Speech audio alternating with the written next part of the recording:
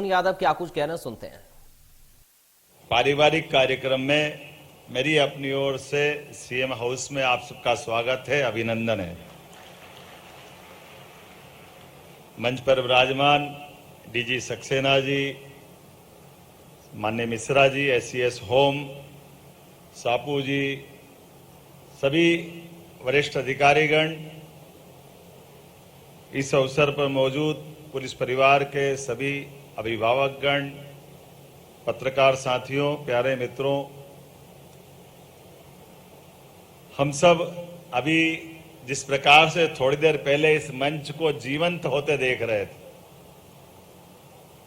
हम सब अपनी परिवार की इतनी सारी प्रतिभा है, इसका भी एक अलग ही रूप दिखाई दे रहा था। ऐसा लग रहा जोरदार तालियां बजाएं। सभी अलग अलग प्रकार की प्रतिभाओं ने अपना जो प्रदर्शन किया है, मुझे मालूम नहीं है, लेकिन जितने लोगों ने प्रदर्शन किया है इनको कुछ इनाम दे सकते हैं क्या?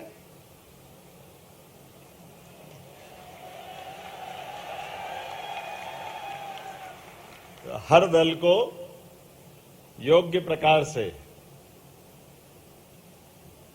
ऐसा लग रहा था कि महेंद्र कपूर तो सीधे आ गए मंच पर। क्या बढ़िया गाना गाया उन्होंने, और डूब करके झूम कर भी गाया है। मैं डर रहा था थोड़ा सा कि ये हमारे दूसरी आंख तकलीफ देती है। कार्यक्रम आनंद का है और ये सच्चे अर्थों में मैं आपको इसलिए भी बधाई दे रहा हूं।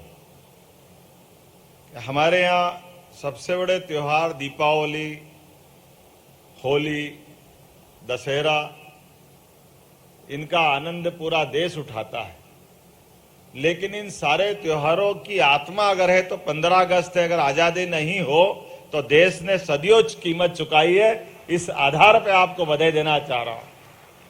सारे त्योहारों से बढ़कर क्या ईद, क्या होली, क्या दिवाली, सारे त्योहारों के अंदर ये हमारी संस्कृति को बचाए रखने में हमारे लिए, हमारे देश की आजादी ये सर्वोत्तम स्थान पर है। ऐसे में इसका सेलिब्रेशन तो ऐसे ही होना चाहिए जो आपने रखा है। पूरा देश मनाए, पूरा देश आनंद में झूमे, इसी बात की आवश्यकता है। इसलिए देशभक्ति से ओतप्रोत सारी प्रस्तुतियों के अलग अलग प्रकार के आनंद में हम सब डूबे।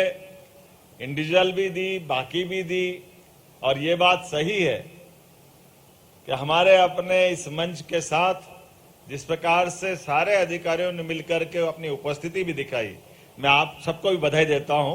और प्रत्येक टीम यहां मौजूद जो है, मेरे को इसका आपका दायरा मालूम नहीं है, अभी नया नया गृह मंत्री भी हूं, धीरे धीरे सीख जाऊंगा।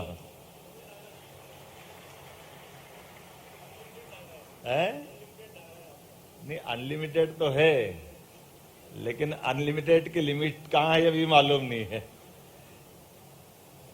मुझे शब्द बोलने में अटपटा लगेगा, लेकिन मुझे मालूम नहीं कि पुलिस इतनी कलाकार भी है। पुलिस सदैव कलाकार होती है, इसमें कोई शक नहीं है।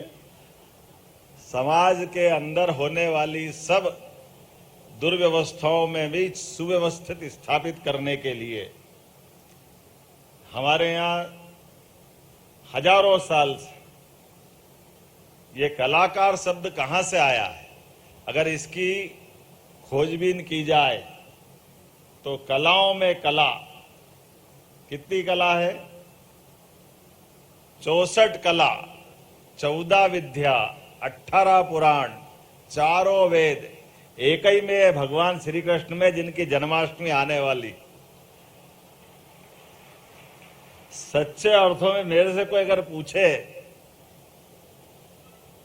कि पुलिस के अधिष्ठाता देव की कोई प्रतिमा रखी जाए, तो मैं भगवान कृष्ण को सबसे पहले वहां समर्पित करना चाहूंगा, जिनके माध्यम से, क्योंकि उनका जो ध्येय वाक्य है, वो ध्येय वाक्य अपने आप हमको अपने उस कर्म से जोड़ता है।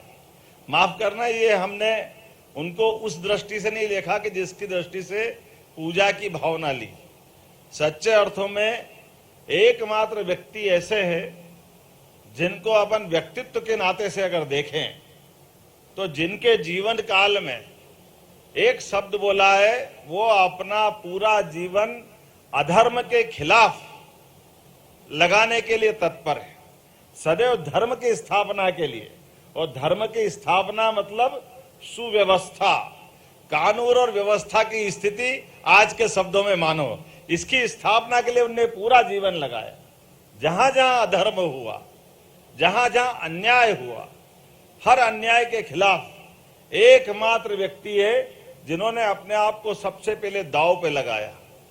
केवल एक उदाहरण दूंगा, वो उदाहरण समसामयिक है कि नहीं मुझे नहीं मालूम, लेकिन एक उदाहरण है। वो उदाहरण है उनके विवाह से जुड़ा हुआ कि उनके विवाह 16,100 हुए थे। मुझे बताया गया कि उनके 16,100 विवाह, ये थोड़ी सी अतिरंजित बात है, ये सही नहीं है। उनके विवाह तो 8 ही हुए, लेकिन वो एक ऐसा अन्याय हुआ था कि एक व्यक्ति था जिसने संकल्प कर लिया कि मैं 21,000 लड़कियां इकट्ठी करूंगा और फिर उनसे विवाह करूंगा। अब ये अन्याय की बात है कि 21,000 कोई कैसे विवाह कर सकता है, लेकिन वो समर्थ है, उससे कोई लड़ता है तो वो हरा देता है, बहुत ताकतवर है। पूरा देश देख रहा, कोई उसकी तरफ देखने को तैयार नहीं। ऐसे में एक व्यक्ति सोमनाथ से उठे, द्वारका से उठे, और उनने कहा मैं इसको चुनौती देता हूं, ये गलत है। और वो व्यक्ति आसाम में था। कोई 21,000 लड़कियां, वो भी राजकन्या को इकट्ठी करेगा तो कितना टाइम लगेगा, एक दिन में तो होगा नहीं। 2 साल, 4 साल, 5 साल, जहां कोई राजा की बेटी खड़ी होती वो उठा के ले जाता, अपनी कैद में बंद करता। और ऐसे करते करते 16,100 उसने बंद कर ली। वो 21,000 इकट्ठी करने वाला था। भगवान कृष्ण ने उसका विरोध किया, जाकर के युद्ध में ललकारा। और वो एकमात्र युद्ध ऐसा था जिसमें भगवान कृष्ण के साथ बलराम नहीं थे, अकेले कृष्ण भगवान ने वो युद्ध किया और डंके की चोट उसको मारा। मारने के बाद सारी बहनों को कैद से बाहर किया और कहा कि आप अपने अपने घर जा सकती हो, आपका हमने ये कैद समाप्त कर दी, बंधन समाप्त कर दिया। ये प्रश्न ऐसा था, जब एक बड़ा काम तो हो गया कि अन्यायी को मार दिया जो गलत काम करने वाला, लेकिन उससे बड़ा एक धर्म संकट खड़ा हो गया कि अब ये कहां जाएगी। हम सब जानते कि माता बहनों को घर से एक दिन बाहर रहना पड़ जाए तो घर वालों की कठिनाई पड़ जाती है कि अब बच्ची के बारे में क्या कहा जाए। ऐसे में 1 साल पहले, 2 साल पहले, 5 साल पहले अगर घर से उठा लाए तो उनकी बड़ी मुसीबत थी। सारी की सारी लड़कियों ने कहा कि हमारा क्या होगा, हम तो कहीं की नहीं रही, कम से कम वो विवाह तो करता, अब आपने तो उसी को मार दिया, तो हमारा विवाह भी नहीं हो रहा और हमारे पास घर वाले भी नहीं अपनाएंगे। तो भगवान कृष्ण ने वही घोषणा की कि ये बात सही है कि आपके साथ अन्याय हुआ है, लेकिन आप मुझे बताओ मैं क्या करूंगा। तो उन्होंने कहा या तो हमारे पास 2 रास्ते हैं, हम सब ब्रह्मपुत्र में डूब के मर जाएं या गलत रास्ते पे जाएं। भगवान ने कहा ऐसा दोनों नहीं करना है, ये भाव का एक बड़ा हमारा रिश्ता बनता है। सामाजिक क्रांति का यह सबसे बड़ा उदाहरण भगवान श्री कृष्ण का है, जिन्होंने निर्णय किया कि आप सबको मैं अपने घर में तो नहीं लाऊंगा, लेकिन आप पूरे देश में देव दर्शन करो, जहां जाना हो जाओ। तो उन्होंने कहा हम जाएंगे तो हमारा लोग पूछेंगे हम विवाहित हैं या अविवाहित हैं, हमारा क्या होगा। तो उन्होंने कहा अगर आपको यह संकट है तो मैं अपना नाम देता हूं। तो नाम दान उन्होंने किया और धर्म पत्नी का नाम तब से प्रारंभ हुआ, केवल भाव से, कोई परिवार में नहीं बसाया। और इस कारण से ऐसा माना जाता है कि वो भाव पत्नियां हुई जो 16,100 थी। मुझे लगता है कि वो जो पुलिस से मैंने संबंध जोड़ा, ऐसे उमड़ते घुमड़ते प्रश्नों में कई सारे रहस्य हमारे समाज सुधार के भी छिपे हुए हैं, उनके आधार पर हमारे जीवन दृष्टि भी मिलती है। और मुझे लगता है कि पुलिस के इस पूरे आयोजन में आपकी छाती पे जो मेडल दिखता है, ऐसा लगता है हम सबका ये चौड़ा सीना आपको देख के गर्व से भर जाता है। भारत में सुशासन अगर है तो आप सबके भरोसे से मैं आपको बधाई देना चाहता हूं, देशवासियों को बधाई देना चाहता हूं, प्रदेशवासियों को बधाई देना चाहता हूं। 24 घंटे जिस प्रकार से आप मेहनत करते हैं, अनथक रूप से, अभी हमारी आंखों से देखा हुआ वो कोविड का समय, जो अच्छे अच्छे चिकित्सक भी घर से निकलने को तैयार नहीं थे, सारी व्यवस्थाएं ध्वस्त हो गई। लेकिन मैं उस बात का गवाह हूं, मैं प्रभारी मंत्री था, हम अपने गृह जिले में प्रभारी मंत्री थे, लेकिन हमारे टीआई, हमारे जवान सारी इतनी कठिनाई के बाद उसी चुनौती का सामना करते हुए चौराहे चौराहे खड़े थे, ये जानते हुए कि आज का सूरज निकला है, कल का देखेंगे कि नहीं देखेंगे कोई मालूम नहीं। और ऐसा कई कष्ट हुआ है, कई लोगों को हमने अपने आंखों से इस ड्यूटी पे अपने आप को बलिदान होते देखा।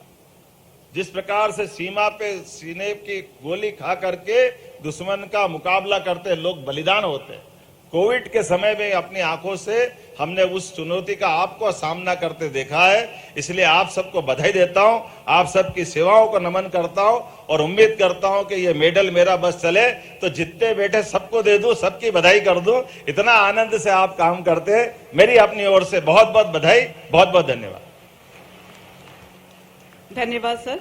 जिस शब्दातीत अपनत्व का संप्रेषण करते हुए आपने हमारी जीवन ऊर्जा का उन्मेष किया है, उसके लिए हम स्नेहपूर्ण आभार व्यक्त करते हैं। और अब मैं आमंत्रित करती हूं अतिरिक्त पुलिस महानिदेशक विसबल बल श्री साजिद साबू साहब से, कृपया आभार प्रदर्शन हेतु।